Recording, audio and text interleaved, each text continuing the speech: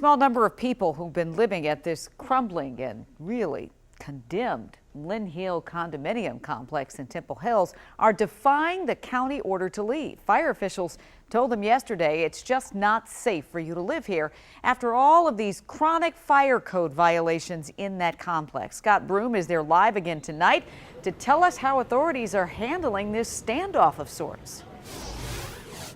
Well, they're trying to not make this a confrontation. They're declaring this a humanitarian evacuation. And indeed, in between the U-Haul trucks, you can see the American Red Cross is here, but also here, brand new chain link fence to keep the people they have been able to get to leave, to keep them from coming out. But again, they're saying nobody's leaving here in handcuffs. On the other hand, they say they're shutting down this parking lot starting at 7 o'clock this evening. So we're basically going to be homeless. Boards going up. The building's being wrapped in chain link fencing to keep residents from returning to the condemned Lynnhill condos, but defiance from some who refuse to leave. I can clam gates. I know how to clam gates. We know all the cuts and creases. About 130 people, some believed to be illegal squatters, others who've owned condos for years, under orders to get out, and no one happy, particularly the few property owners who were left. The hardship is that they're giving us to 12 noon like this is a bad Western. That's the hardship. Give people time. You know, you don't treat people like this. This is bad. I mean, we have to move out. That's a given. The blight here is shocking. 210 units in 2 buildings, 180 of them abandoned.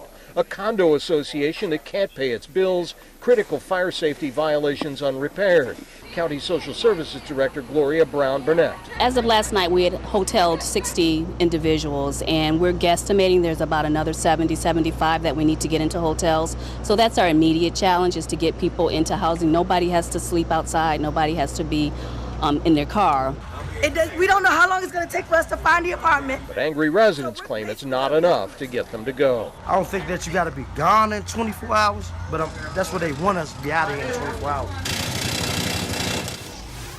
All right, again, as you can see behind me here, the Red Cross is here available to help. Social Services is here, but the chain link fencing is up. A lot of agitated people here this evening. Here's the way it's going to work once authorities can convince people to leave, those of whom who are left.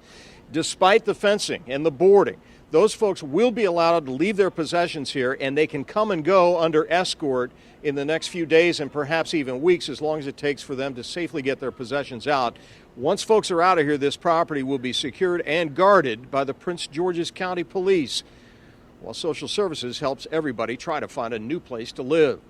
Reporting live at the Lynnhill condos in Temple Hill, Scott Broom, WUSA 9. All right, Scott. Well, so far, the courts have not intervened in the effort to evacuate that troubled complex.